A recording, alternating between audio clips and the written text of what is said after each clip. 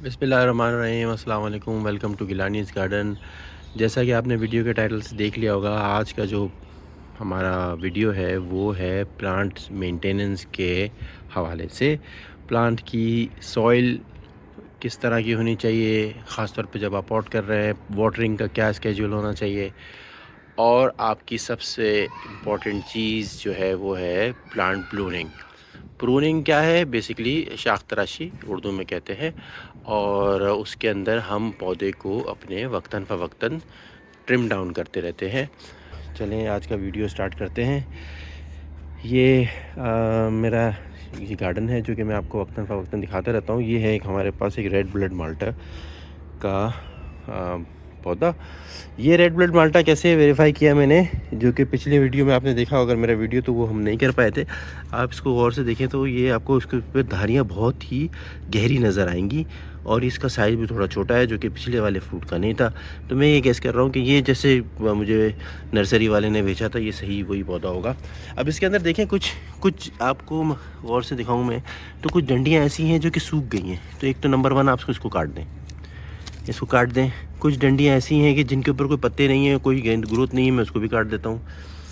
इसके अलावा कुछ सूखी डंडियाँ देखें, जैसे ये है, मैं इसको काटता जा रहा हूँ, ये सब काट रहा हूँ। कुछ ऐसी, अब अगर ओवरऑल पौधे का आप देखें तो इसके अंदर ये वैसे इसके अंदर कोई घनापन नहीं है। जहाँ पे घनापन होता है ना, मैं उसको ट्रिम डाउन कर देता हूँ, और ताकि जो सूरज की रोशनी है ना वो अंदर तक पहुँचे। अब जैसे देखें, ये दो जो टहनियाँ हैं, अगर आपको मैं सही दिखा पा रहा हूँ, ये टकरा रही हैं आपस में। तो मेरे लिए ये अच्छा होगा कि मैं इसको काट दूँ, क्योंकि अगर ये ग्रो करेंगी तो फिर एक तो इसकी अच्छी ग्रोथ नहीं होगी। बस मसला ये है कि इसके ऊपर एक फ्रूट भी उठ गया है जो भी नया है, मगर इसकी एस्थेटिक्स को सही करने के लिए मैं इसको काट देता हूँ। बेशक इसके ऊपर फ्रूट भी लगा हुआ था। तो ये ऐसी चीज़ें हैं जो कि आप ख्याल रखें अपने पौधों का। लोग उमूमन अपने गार्डन्स के अंदर एक फ़िक्स टाइम रखते हैं प्रूनिंग का। मैं ऐसा नहीं करता हूँ। मुझे जब भी कोई चीज़ नज़र आती है मैं उसको काट देता हूँ। कोई फ़िक्स टाइम है नहीं। जो टहनी सूखती हुई नज़र आ रही है उसको काट दिया।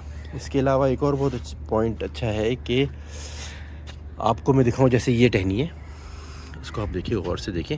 ये ग्रो हुई थी, जब ये निकली इसके ऊपर आके अब यहाँ पे ना ये रुक गई है। इसके अंदर मज़ीद कोई, आप देखें इसके ऊपर मज़ीद कोई यहाँ से कोंपल नहीं फूट रही। तो मैं क्या करता हूँ, इसकी टिप को थोड़ा सा ऐसे काट देता हूँ, ताकि इसके ऊपर जब एक मैं काट दूँगा तब इसके यहाँ जो पॉइंट है, आई होप कि आपको ये पॉइंट है, यहाँ से फिर नई ग्रोथ होती है, और फिर ये जाके आगे इसकी ग्रोथ स्टार्ट हो जाती है। ठीक है, तो इस तरह भी मैं करता हूँ काफ़ी। इसके अलावा कोई ऐसी चीज़ हो जो दूसरे से टकरा रही है, जैसे ये पौधा जो आपको लग रहा है कि दूसरी तरफ जाएगा, ये गुलाब का पौधा, तो इसको भी मैं काट देता हूँ। इस तरह आप करें। ये अब यही जो मैंने आपको पहले बताया कि ये गुलाब का पौधा था जो कि आ गया था ऊपर तक, फिर मैंने यहाँ पे आके रुक गया था, तो मैंने इसको कट किया है। यहाँ पे भी कट किया है मैंने, देखें, इसको भी मैंने काट दिया था आगे से टिप। तो अब इसका देख रहे हैं आप कि इसके कैसे ये एक नई ग्रोथ, बल्कि दो नीचे से इसके अंदर से निकल रही हैं। आई होप मेरा कैमरा आपको सही दिखा रहा हो। Focus on that. ये देखिए, तो यहाँ पे आपको देखें, ये दो नई आपको यहाँ पे ये दो नई आपको यहाँ से शाखें फूटती हुई नज़र आ रही है। तो इस तरह की ग्रोथ होती है। जो ये देखिए, ये न्यू है, न्यू नीचे से ग्रोथ हो रही है, ऊपर से नहीं हो रही, तो मैं इसको मैं तो काट देता हूँ ताकि ये नई ग्रोथ को सपोर्ट करे, पुरानी उस पर ना लगाए एनर्जी अपनी। देखिए, प्लांट के लिए बहुत ज़रूरी होता है, जब भी आप एक प्लांट देखें आप उसको कंसिडर करें कि वो उसके अंदर एनर्जी यूटिलाइजेशन कैसी हो रही होगी। अब जैसे मैंने आपको बताया था कि अब पौधे जब आपके ये लगा हुआ है, ये पौधा मैंने लास्ट टाइम आपको दिखाया था क्लेमेंटाइन का। अभी देखिए, इसके ऊपर कुछ फ्रूट डेवलप हुआ है, मगर अलबत्ता कुछ फ्रूट जो है ना वो पीला पड़ गया है। यानी कि वो पीला पड़ रहा है, यानी कि जो पौधा है उसने डिसाइड किया है कि मैं इतना फ्रूट नहीं उठा सकूँगा, और मैं इसको गिरा दूँगा। तो ये देखें, ये बड़े आराम से, ये अभी नहीं गिरेंगे तो फिर बाद में गिर जाएंगे कुछ। ये देखें पीले, ये भी ये झड़ जाते हैं खुद ही ऑटोमेटिकली। तो प्लांट के लिए बहुत ज़रूरी है कि आप उसको देखें कि अच्छी फ्रूटिंग उठाने के लिए एक पौधे के अंदर एक अच्छी न्यूट्रिशियस खाद होनी चाहिए, और आप ऊपर डायरेक्शन अच्छी करें ना। जैसे जैसे अभी ये देखें, ये जो ग्रोथ हो रही है, अब इस पौधे में मुझे यहाँ पे जो कुछ सूखी हुई शाखें हैं, इनके अंदर से ग्रोथ निकलती हुई नज़र आ रही है। अब ये जो ग्रोथ होगी, जब ये बन जाएंगे पत्ते, तो इस फ्रूट को ये सपोर्ट करेंगे। मतलब यहाँ से जो एनर्जी होगी वो मेरे फ्रूट्स के अंदर जाएगी। तो कोई भी पौधा अगर वो सही तौर पे उसके अंदर अच्छी पत्ते वत्ते खूब निकले हुए हैं, तो उसकी अंदर फ्रूटिंग हमेशा अच्छी होगी। बजाय इसके कि पौधा कि जैसे एक दो पौधे मैं आपको और दिखाता हूँ आगे चल के, कि जिनके अंदर पत्ते नहीं थे इतने, मगर फ्लावरिंग बहुत हुई, और फिर at the end of the day कोई फ्रूट टिका ही नहीं, सारे के सारे वो जो फ्रूट थे वो गिर गए। क्यों? क्योंकि उसके अंदर, पौधे के अंदर इतनी जान ही नहीं थी। तो जान लाने के लिए आपने करनी होती है प्रूनिंग। अब प्रूनिंग आप करेंगे तो शाखें निकलेंगी, उसके साथ पत्ते भी होंगे, पत्ते होंगे तो ज़्यादा पौधे के अंदर जान आएगी, और फिर जितने भी फ्रूट्स हैं जो आपके उस पर टिकते हैं, वो फ्रूट्स वो आगे फुल जाएंगे, ग्रो होंगे। तो ये मैं कुछ शाखें जो कमज़ोर हैं मैं उनको काट देता हूँ। प्लांट के लिए बहुत ज़रूरी है कि उसकी जो सूरज की रोशनी है वो उसके अंदर तक जाए। अगर कोई ऐसा कोई शाख है जो कि रुकावट बन रही है अंदर या पत्तों तक जाने के लिए, या कोई ऐसी रुकावट है, तो आप उसको हटा दें, ताकि उसकी जो ग्रोथ हो वो भी हो, हवा भी पास हो उसके अंदर, और सनलाइट भी अंदर तक जानी चाहिए। इसके अलावा देखें, बहुत ज़रूरी है, अब ये देखें इसके अंदर ये सेकंड फ्रूटिंग आई है, ये पर्शियन लाइम है मेरा, और इसके अंदर देखें कितने फ्रूट लगे हुए हैं, 5 से 6 इसमें अंदर फ्रूट लगे हुए हैं। और ये जो पौधे का जो साइज़ बन रहा है, ये इनफ है कि ये इसको सब फ्रूटिंग को सपोर्ट कर लेगा। तो इसमें मुझे कोई प्रॉब्लम नहीं है, ये बिल्कुल हो जाए। और कोई इसकी ऐसी टहनी है जो कि टेढ़ी है या टकरा रही है दूसरे से, तो उसको मैं हटा देता हूँ उसके अंदर से। कमज़ोर टहनियों को भी मैं रिमूव कर देता हूँ। ये देखें, ये इसके वज़न की वजह से ये टहनी टूट गई, मगर खैर अब इसको क्या कर सकते हैं। फ्रूट थोड़ा बड़ा होगा तो फिर मैं इसको कोई काट दूँगा, मगर ये वज़न की वजह से ये टहनी बर्दाश्त नहीं कर पाई और टूट गई। अच्छा, दूसरी बात मैं कर लूँ इसकी खाद के मुतल्लिक। कोई भी पौधा हो, उसके अंदर अगर आप गमले में लगा रहे हैं तो ये ज़रूर उसका ख़्याल रखें कि उसकी जो सॉइल है वो वेल ड्रेन हो। और उसके लिए ज़रूरी, जब भी आप गमला बनाएं तो उसको एक दो मरतबा उसको फुल वाटरिंग करके देख लें कि पूरा भर दें आप ऊपर से पानी से। और आप ये देखें कि जो पौधे के जो नीचे वाला हिस्सा है वहाँ से सही इखराज हो रहा है कि नहीं हो रहा है। अगर सही इखराज हो रहा है तो सही है, अगर नहीं हो रहा तो आपको उसको सही करना पड़ेगा, वरना पौधे की जड़ें जो हैं पानी ठहरने की वजह से वो गल जाएंगी। तो ये करें। दूसरा, अच्छा ये वीड्स हैं, ये आप देख रहे हैं मुख्तलिफ़ छोटे मोटे झाड़ियाँ झनकारियाँ निकलती रहती हैं इसमें।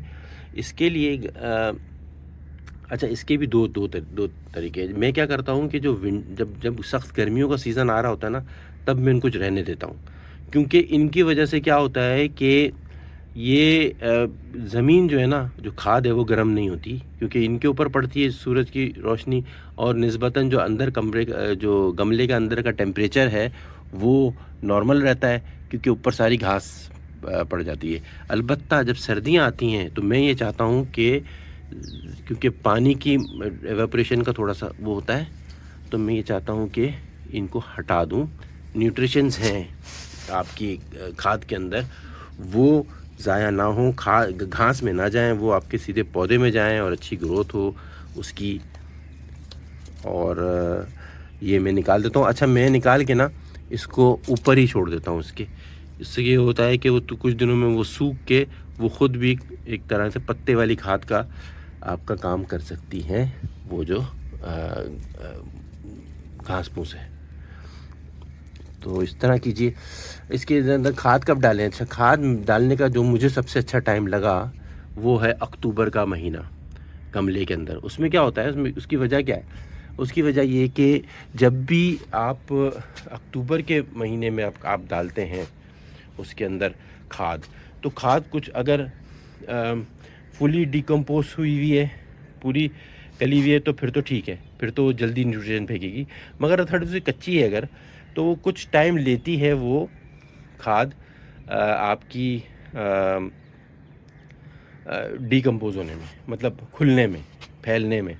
तो आपके पास अगर अक्टूबर में डालते हैं, तो क्योंकि फ्लावरिंग का जो टाइम होता है, जो मेन मंथ है, वो है फरवरी कराची के अंदर, तो उसकी उस वक्त तक 2-3 महीने में खाद सही से खुल के और आपकी मिट्टी में शामिल हो जाती है। और पौधे की जब इनिशियली ग्रोथ होगी तो उस वक्त उसको सही एनर्जी मिलेगी। जब उसकी फ्लावरिंग हो रही होगी, फ्रूटिंग हो रही होगी, डेवलप हो रहे होंगे, तो उस वक्त उस आपकी जो ज़मीन है उसको, जो गमले की मिट्टी है, उससे सही न्यूट्रिशन पकड़ेगा और उसकी वजह से आपकी फ्रूटिंग अच्छी हो जाएगी। अच्छा, इसके अलावा जो पानी का है, पानी का देखें, मेरे बहुत सिंपल पानी देने का तरीका है कि मैं गमले के अंदर जब गर्मियाँ पड़ती हैं तो डेली पानी डालता हूँ, डेली पानी डालता हूँ।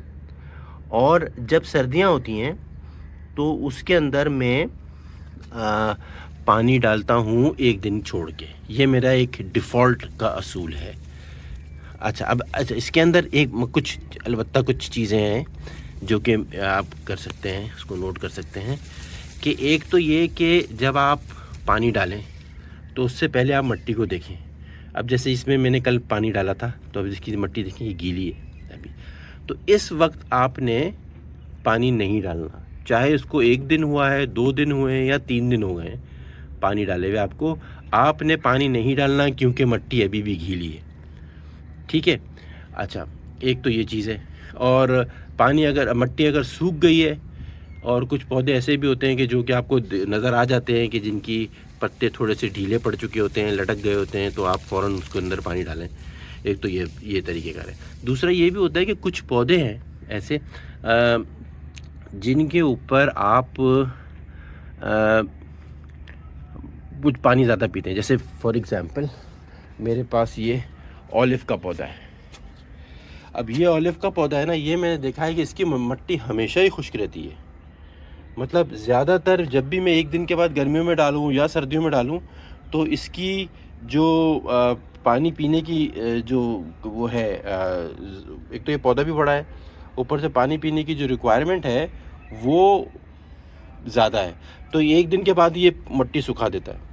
और इसके बनिस्बत अगर मैं ये जो एप्पल का मेरे पास पौधा है, एन एप्पल का, इसके अंदर जो पानी है वो दो दिन भी अगर मैं ना डालूँ ना पानी, तो उसकी मिट्टी गीली होती है, यानी कि वो पानी कम पी रहा है। तो पौधों के एक तो वैरायटीज़ भी ऐसी होती हैं जो पानी ज़्यादा पीती हैं, जिनको पानी ज़्यादा चाहिए, और कुछ उसके टाइमिंग्स भी होती हैं। उसके ऊपर देखें, अब इसके ऊपर देखें आप, ये जैतून का पौधा है और इसके ऊपर कितने पत्ते हैं हमें, तो इसकी पानी पीने की रिक्वायरमेंट ज़्यादा होगी एज़ कम्पेयर टू ये जो मेरे पास एप्पल का पौधा है जो अभी डॉर्मेंसी की तरफ जा रहा है, तो इसकी पानी की रिक्वायरमेंट कम होगी क्योंकि इसके ऊपर पत्ते भी कम हैं। दूसरा, ये इसका टाइम ऐसा है कि ये सोने की तरफ जा रहा है। कुछ पौधे हैं जो डोरमेंट हो जाते हैं, सर्दियों में अपने पत्ते झाड़ के हाइबरनेशन में चले जाते हैं, और कुछ पौधे ऐसे होते हैं जो कि आपके जो कि सदाबहार होते हैं, हमेशा इनके पत्ते लगे होते हैं। जैसे ये ऑलिव का पौधा, ये डोरमेंट नहीं होता है। तो ऐसे पौधों के ऊपर पानी की रिक्वायरमेंट ज़्यादा होती है। सही। तो ये है एक और टिप जो मैंने आपको बताया कि मिट्टी को हमेशा देखें। मिट्टी को देख के आप अंदाज़ा कर सकते हैं कि पौधे को पानी चाहिए कि नहीं चाहिए, नंबर 1। दूसरा, कुछ वैरायटीज़ ऐसी होती हैं जिनको पानी ज़्यादा मिकदार में चाहिए होता है और वो जल्दी पानी पी लेती हैं। दूसरा फैक्टर ये है पानी देने का कि जो कि आपको पत्तों के ऊपर डिपेंड करता है। अगर उसके पत्ते ज़्यादा हैं तो डेफ़िनेटली वो ज़्यादा पानी पिएगा। गमले का साइज़ भी मैटर करता है इस चीज़ में। गमला अगर छोटा है तो उसके पानी जल्दी सूख जाएगा, और अगर गमला बड़ा है तो उसका पानी ज़्यादा ठहरेगा। तो आपको ये सब चीज़ों का ख्याल रखना है। तो कोई एक रूल नहीं होगा कि आपने हर टाइप के गमले में, हर टाइप के पौधे में, हर साइज़ के पौधे में आपने बस 1 दिन के बाद पानी डालना है। आपने पौधे में जब भी पानी डालें 1 दिन के बाद 2 दिन, जो भी आपका फ़ॉर्मूला है उसके अंदर इस चीज़ को बहुत ख़्याल रखें कि पानी जो है वो उसकी मिट्टी जो है वो खुश्क हो चुकी है। सही है? न्यूट्रिशन का ख़्याल रखें, साल में कम से कम 1 मरतबा तो खाद डाल दें, जब उसको अंदर फुल डालें। और सबसे बेस्ट टाइम जो मुझे लगता है, हो सकता है आप लोग इख्तिलाफ़ करें इससे, कि अक्टूबर के अंदर बेस्ट टाइम लगता है जब उसको खाद डालें, ताकि वो सही तौर पे टूट जाए जब उसको ज़रूरत पड़ेगी, यानी कि फरवरी के अंदर। पौधा जब नई ग्रोथ कर रहा होगा, जब पौधे फूल बन रहे होंगे, जब उसके अंदर फ्रूटिंग उठा रहे होंगे, तो उस वक्त उसको ज़्यादा रिक्वायरमेंट होती है। ये एक वीडियो था जो कि मैंने बोला आज बना लूँ, काफ़ी अरसे से मैं इसको सोच रहा था, मगर ये थोड़ा सा खुश्क है वीडियो, मगर में छोटी छोटी टिप्स बहुत हैं। अगर आप लोगों को अच्छा लगा है तो कमेंट्स में ज़रूर बताइएगा। ये वीडियो ऐसा है कि ये इसके अंदर कोई एक्शन नहीं है मतलब कि कोई आप फ्रूट तोड़ के नहीं दिखा रहे, कोई टेस्टिंग नहीं है इसके अंदर। ये सिंपल सा एक टिप्स एंड ट्रिक्स वाला एक वीडियो है। ये मेरे कुछ सिट्रस में तो प्रूनिंग चल रही है। अब ये ग्रेप्स का पौधा है, ये है मेरा ब्लैक NARC। ये देखिए कुछ ख्याल इसके ऊपर ही सूख गया, हमने तोड़ा नहीं। तो ये है। अब ये कराची में ये इसको विंटर के अंदर बस इतना ही जाएगा, पूरे पत्ते नहीं गिराएगा ये। जैसे दूसरे इलाकों के अंदर आप देखेंगे तो पूरे पत्ते गिरा देते हैं, तो ये पूरे पत्ते नहीं गिराएगा, ये सब इतना ही जाएगा। तो इसको मैं खुद ही, कुछ पौधे ऐसे हैं जिनको मैं खुद ही डोरमेंसी की तरफ ले जाता हूँ, मतलब उसको फुल प्रून कर देता हूँ कि सिर्फ डंडियाँ रहती हैं, और इसकी अब मैं प्रूनिंग करने लगा हूँ। ये जो है पौधा तकरीबन ग्रेप्स का, इसको मैं 1/3 प्रून कर दूँगा, और इसको फिर लेके फिर मैं रीटाई करूँगा इसको वापस, इसके ऊपर थोड़ा सा इसका छल्लुक आएगा। और ये मेरे पास दूसरे ग्रेप्स हैं, और उसके इस तरह के अलावा उधर भी ग्रेप्स के कुछ पौधे हैं।